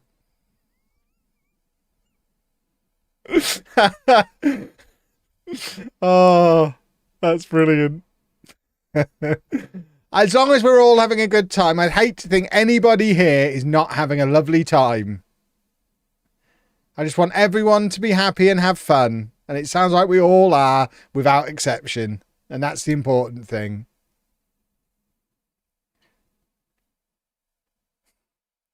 We've just conceded, which is sad.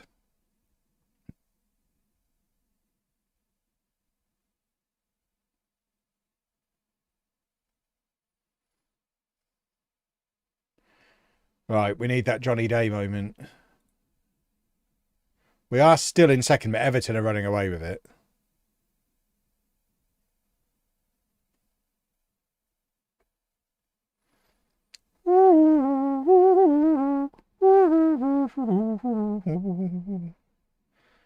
Kevin.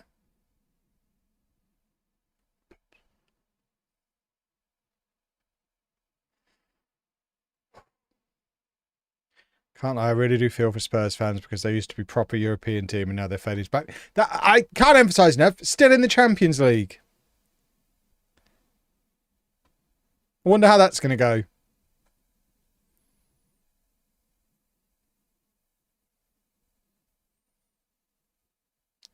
It really does make the point I was trying to make earlier about how strong the Premier League is. Spurs are still in the Champions League.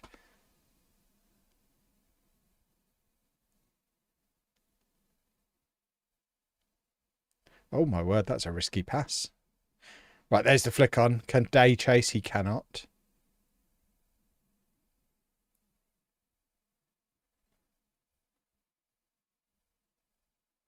Oh.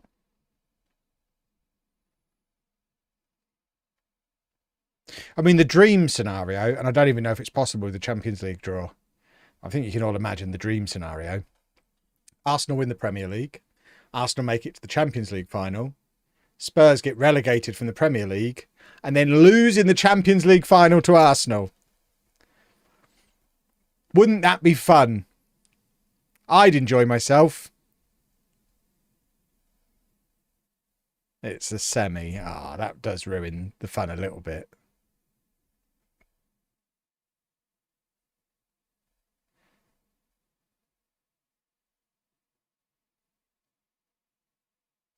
I'd go to the interview. I'd wear my new Arsenal jacket, which if it wasn't so hot in here, I'd put on again for the whole business expense thing.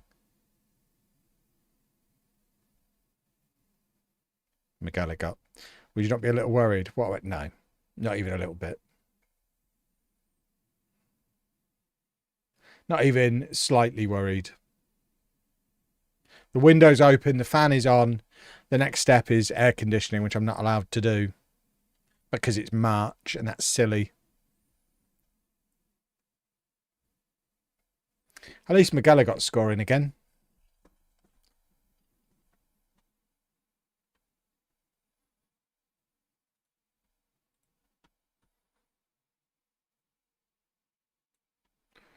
Do, do, do, do. Do, do, do, do, do, do.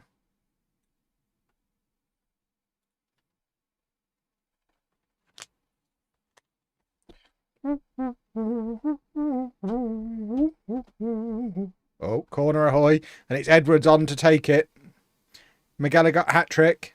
No, doesn't even beat the near post. Substitutions, please. Oh, we don't have enough backup players. This team is not even a little bit ready for the Premier League. If you had to pick one between Bergkamp or Henry, who would you choose?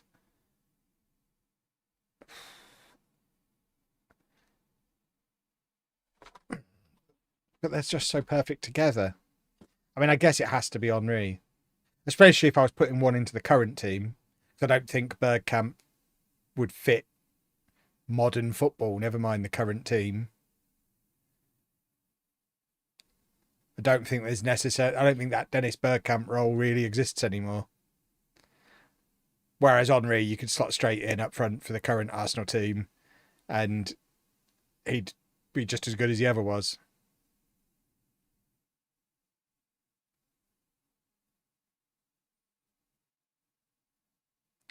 Yes! Come on then! Football! There's his hat trick. I told you he never stopped scoring.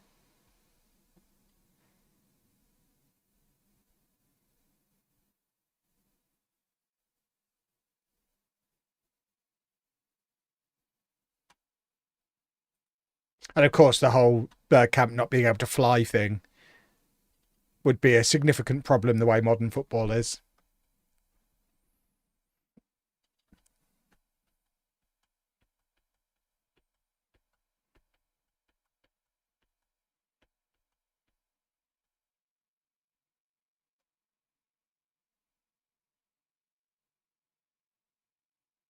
Eeks.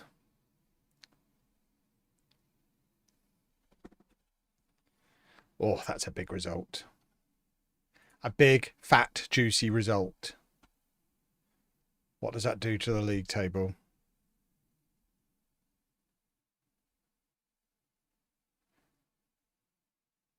I mean, Everton have got this wrapped up, but with 5 games to go, we're still in second place. We've just got to keep winning.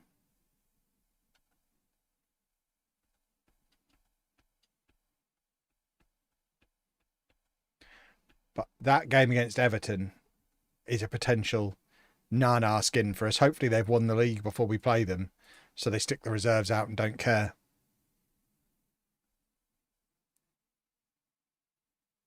Leeds with the game in hand and 2 points behind. Yeah, I'd rather have the points than the game, though. You'd always rather have the points.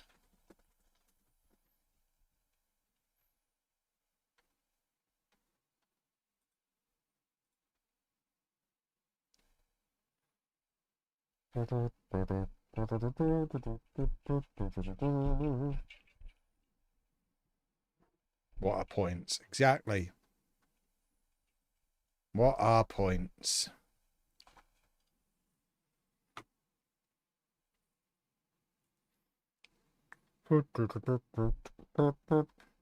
Nah. He was quite good for Wigan, but then so was Burnell. The boos are back.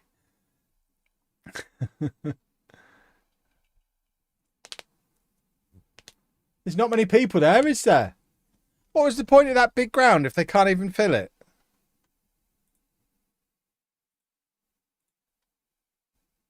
Wowzers. I mean, as much as I don't want to defend Spurs, it is half time. All stadiums look like that at half time.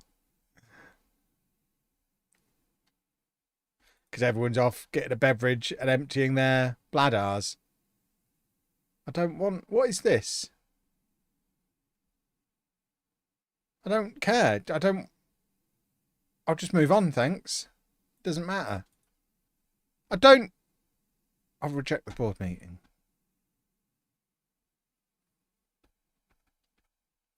WWE 2K26 early access starts. Yeah, supposedly I'm getting a review copy of it.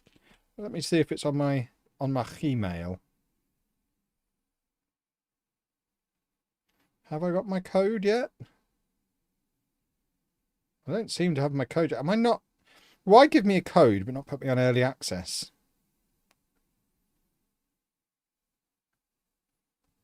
Don't seem to have a code. WWE. You're booked. Yeah, alright. Can I have the code now, though? I'm getting a day one game key. What does that mean? Is that not the version that's out tomorrow? I'm having a look on Steam. Steam. WWE.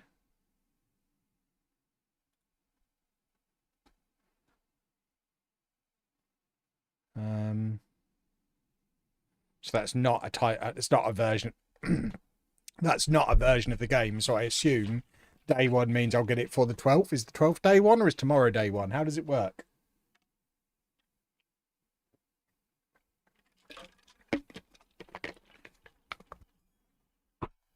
I only want to play general manager mode. I won't actually do any of the wrestling.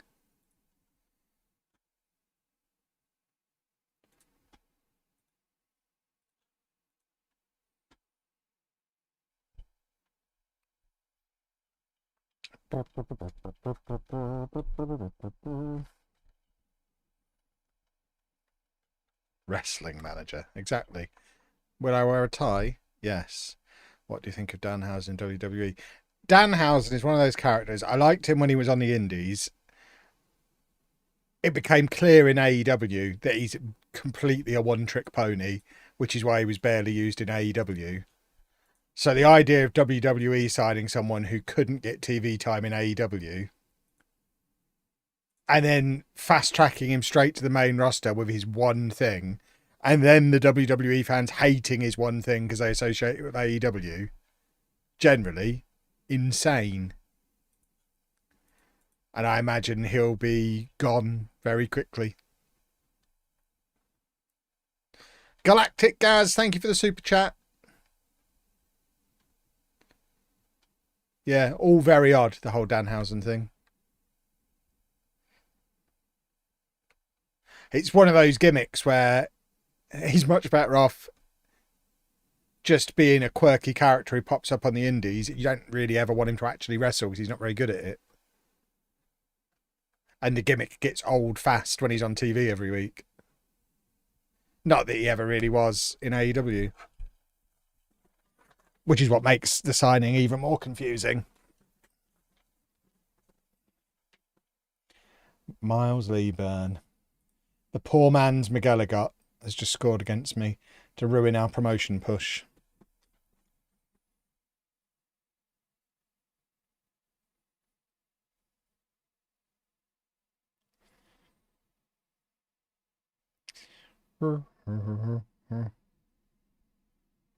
Oh, it's Johnny Day! Come on then!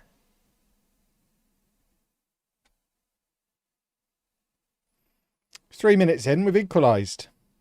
What a start to the game.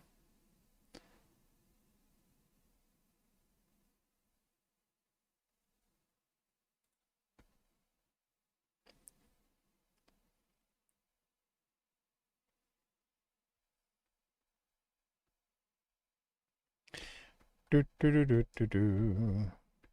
Ba, ba, ba, ba, ba. The one thing WWE will get right about Danhausen is the cursing meaning something. See, the problem is he's a comedy character, so it's kind of not supposed to.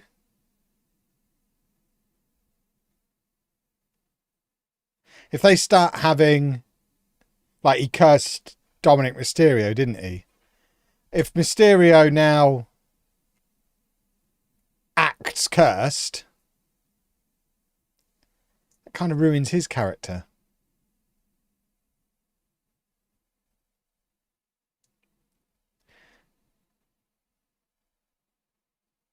The whole kind of Danhausen gimmick is that he's mental and he's not actually this demon that can curse people. He's just a weirdo, and it's funny in small doses.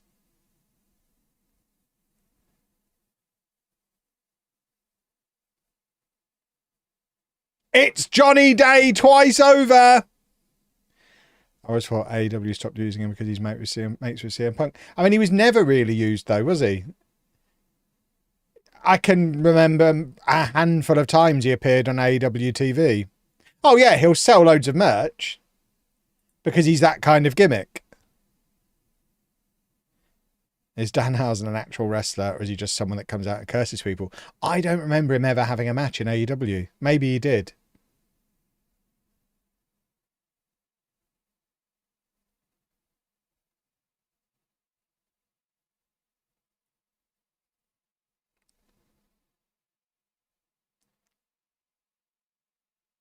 But I don't remember one. He teamed with Sting that one time because face paint, presumably. Why do I feel like Danhausen versus Darby Allin is something that happened? I don't remember. Maybe it did. He must have had a few matches. He was there for like 3 years. I know he broke his leg and was out for a long time. Oh, yeah, I remember that whole Hookhausen thing that was going on for a little while.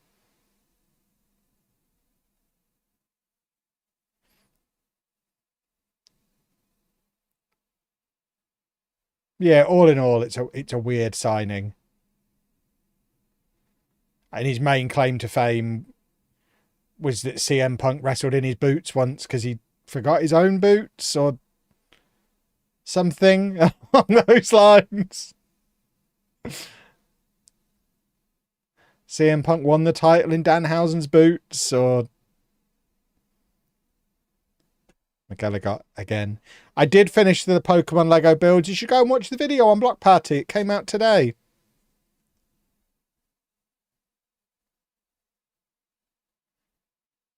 Mysterio going a long losing run and only Danhausen to uncurse him. See, that absolutely kills the Dominic Mysterio character as one of their big up-and-coming talents. It's 4-2 on 26 minutes, by the way. I'm just checking my video came out earlier. I think it did. Yes, it did. Good.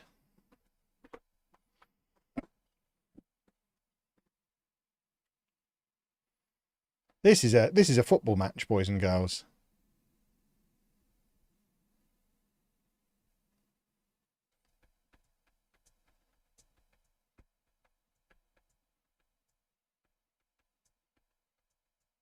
I think the big set might be coming in here. I don't know where exactly. I might move my wrestling belt and put it on top of the new camp behind me. Or I might stick it here somewhere. But it's the most expensive Lego set I own. I feel like it needs to be constantly on camera. I don't just want to put it on display in the Lego room and see it occasionally.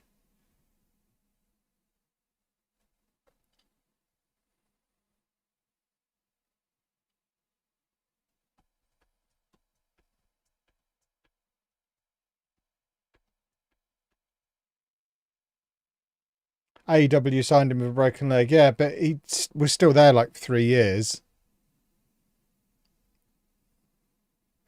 It can't really be backdrop to the Block Party streams because I think it's too tall to fit on those shelves we've got in there. So it'd have to go on top of them, so then we wouldn't see it on camera.